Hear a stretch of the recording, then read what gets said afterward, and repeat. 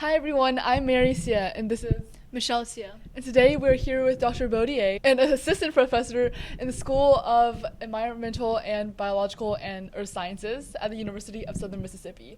Dr. Baudier, we're so honored to have you here today. So could you tell us a little bit about how you got started and what inspired you to go into STEM?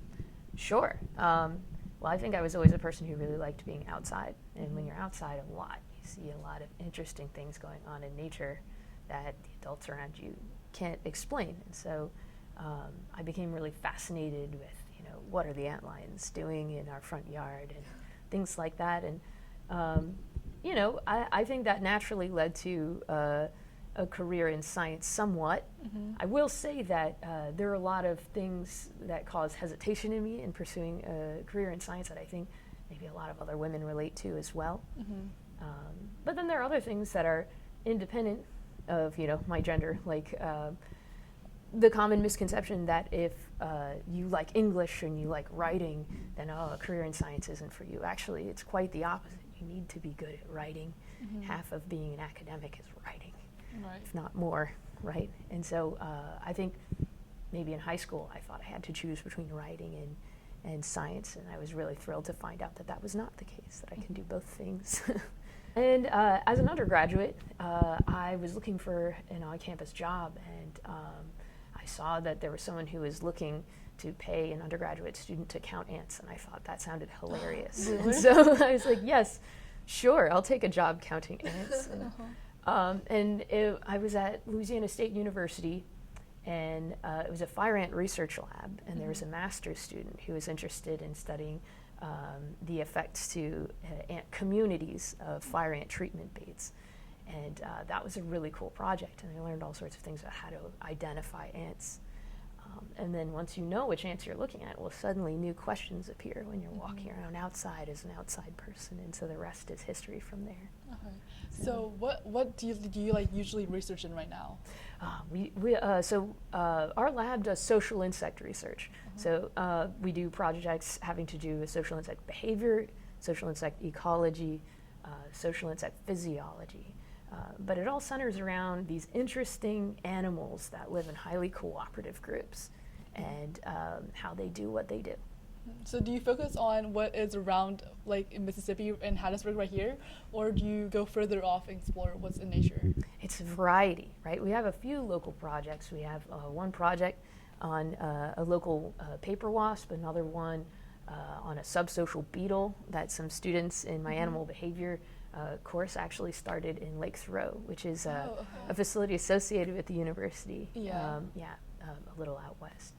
And then we also have, my graduate students are all working on tropical social insect projects. Mm-hmm. So I have one student working on a tropical stingless bee division of labor project, and I have another student who's working on the effects of hurricanes in Puerto Rico on ant communities. Oh. And then I have my third graduate student. She works in Costa Rica studying army ants, their collective assemblies, and their climatic adaptations. You said she works in Costa Rica? Yes. So she's not like here. Well, right now she's visiting family, but yeah, in the summers she's in Costa Rica. Yep. Oh, And my okay. student who studies stingless bees too, those are found pantropically, so in tropical regions across the world. So that is like their assignment to go to Costa Rica and study these animals? Yeah, that's what they're doing their dissertation work on to get their So PhDs. cool. Yeah. So, how do you believe women in STEM can impact research or innovation? I think that the more we learn about ants, right, I'm a social insect person, the more we realize that diversity within a cooperative social group is really adaptive. Yeah. Right. Because everyone has different perspectives. Exactly, and the same's true in a lot of societies when we look across the animal kingdom. I don't see why it wouldn't be true here as well, and there's all sorts of studies that support that, right? That we need diversity of thought, we need diversity of personal experiences, diversity of perspectives on things, and not just women, other genders, other axes of identity. We need to protect diversity in science in those areas. It's a tremendous benefit for science. So, yeah, there's a lot of contributions women can make in science, especially in fields where we've been historically excluded. everyone can bring different opinions to the table, and then we can all like look at the different opinions and then go from there. Because in the past, I feel like STEM was more of a male-dominated field, and then so women didn't play a huge role in that. So I feel like everyone can bring different perspectives, and Absolutely. that's amazing. And speaking of like the male-dominated field of STEM, are there any challenges that you've encountered as a female working in this field, and how have you overcome them? Yeah, there's a lot Mm-hmm. that you could talk about, but I think some of the ones that were really surprising to me have to do with this concept of buy-in, Mm-hmm. right? Because even young people, right? We're all the product of previous generations and how they shape us to think and what people tell us we can and can't do. And so I wasn't really anticipating how sometimes when I walk into a classroom and I say, hello, my name is Dr. Baudier, and my emails, I'll just say, hey, or hey, Kaitlin, or something, right? Yeah. And for my male colleagues, they'll say exactly the opposite. They'll be like, I tell them to just call me Carl, just so I'm less scary, and they won't do it. They keep calling me Dr. Qualls or something, you know? Yeah. And that seems like a really big difference. Another big difference is I honestly think it's kind of my job to help my students see themselves in my job if they want to, Mm-hmm. right? And so it's not usually my inclination to force students to use, honorifics and to put me on a pedestal over people. Mm-hmm. But then I also feel a responsibility as a woman to ensure that my students are learning to respect women equally Yeah. as men in the field. Mm-hmm. And so in some ways it's difficult because it kind of takes away your individuality and how you can make these types of decisions. What do I want my students to call me and in Mhm. what context? Because I feel a responsibility to women in general to be considerate Yeah. and remember that what I teach them in this classroom, they'll take to speaking with other women in science. So that Mhm. is kind of complicated. Yeah, that is. Yeah, I wasn't really expecting that so much. Uh-huh. But the good news is I think, your generation and people in college now, are all very understanding if you explain these kinds of things. I think Mhm. there's a certain amount of desire for change in the right directions there. Right. So just helping people get what they need to do that. And also, I'm really intrigued by the ant communities that you're talking about right now. Where it's like not just the ant community, but it can also relate to like human aspects. Like we can find ourselves in the ant community.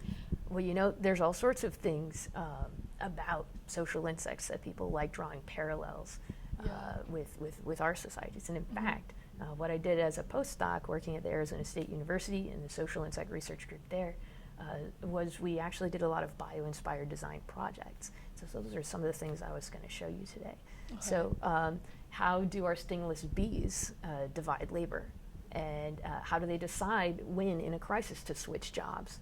And how Mhm. can that inform algorithms we use to decide, effective job training techniques? We live in lives inside of these four walls, so departed from nature sometimes that Yeah. it blows our mind sometimes when we see the similarities and the strategies that we can plastically take from other species and use to solve human domain problems, as they say. Could you describe like a challenging project that you've worked on?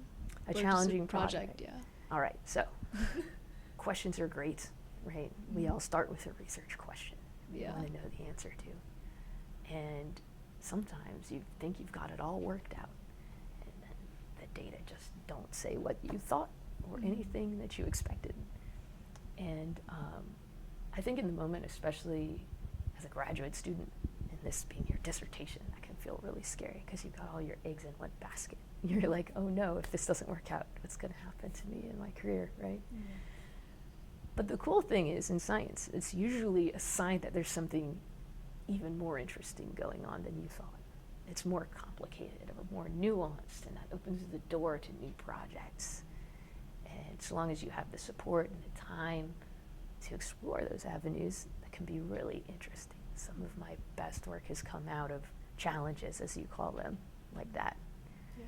where you have to create new bodies of theory, new hypotheses, and then test those and figure out what the real story is.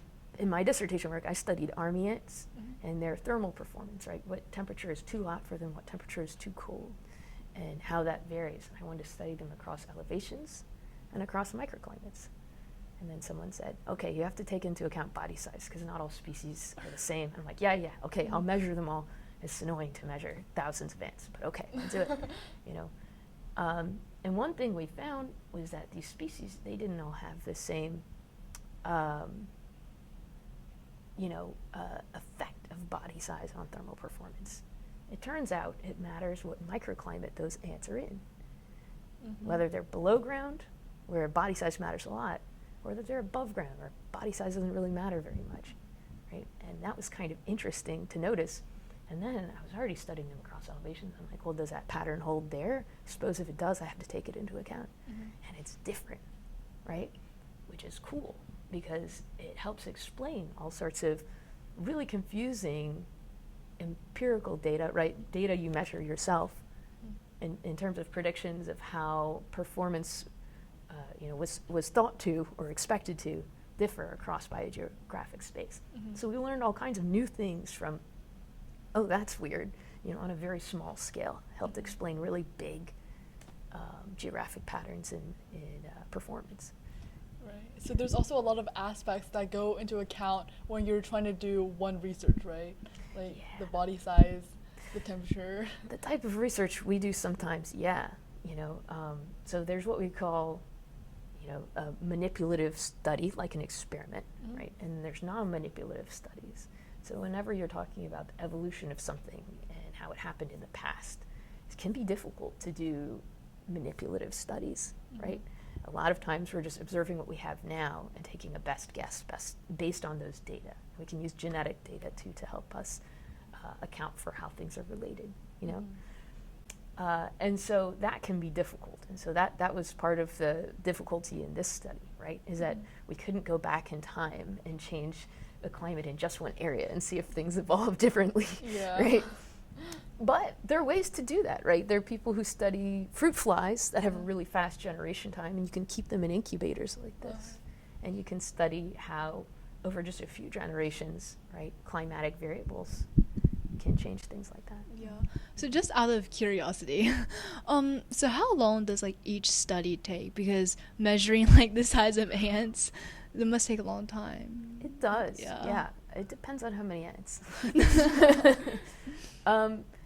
So that particular example, I think, took 2 or 3 years, 2 summers of data collection, right? And then the rest was analysis, interpretation, writing, A lot of hard peer work. review. Yeah. I think, though, we have what's called a pipeline for progress. So you usually have a bunch of projects you're working on all at once, and they're in different stages. So, yeah. How would you encourage young women to pursue STEM? Maybe my graduate students, for instance, as an example, if they had a hard time, they might be scared to tell me, oh no, I messed up this project, right?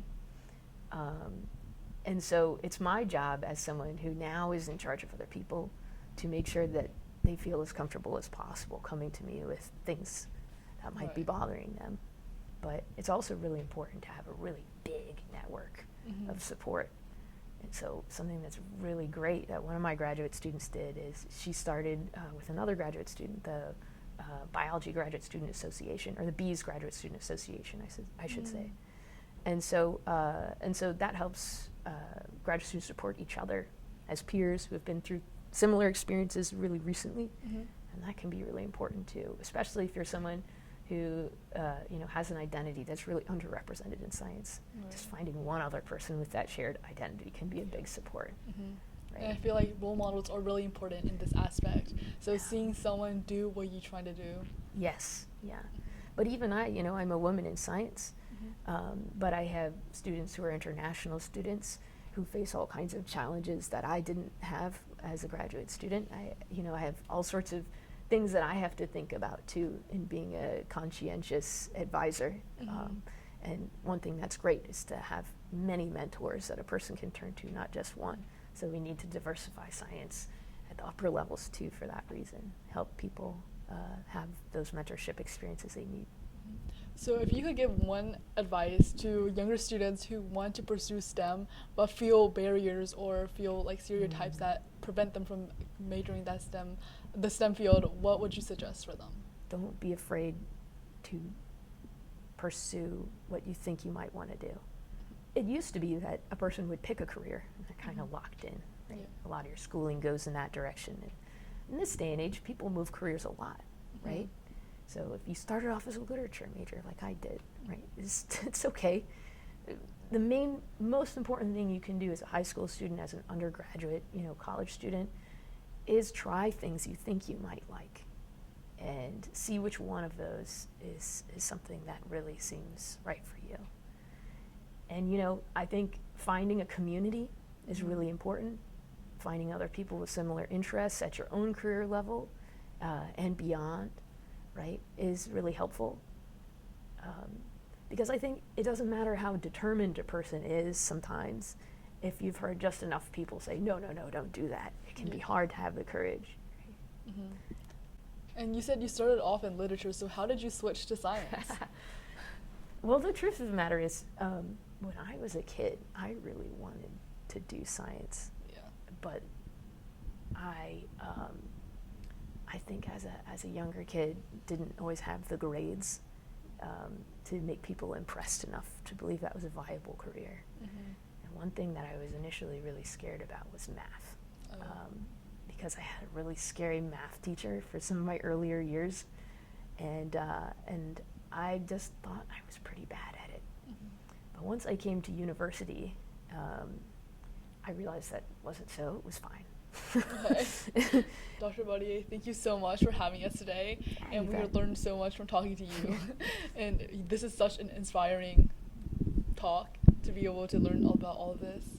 Well, thank you for this this massive effort, this endeavor that you two have put together. It sounds like a really cool thing that you're doing, and thanks for inviting me to be a part of it. Thank you so much, and thank you guys for watching. And can we have a tour of your lab now? Yes, sure. All right.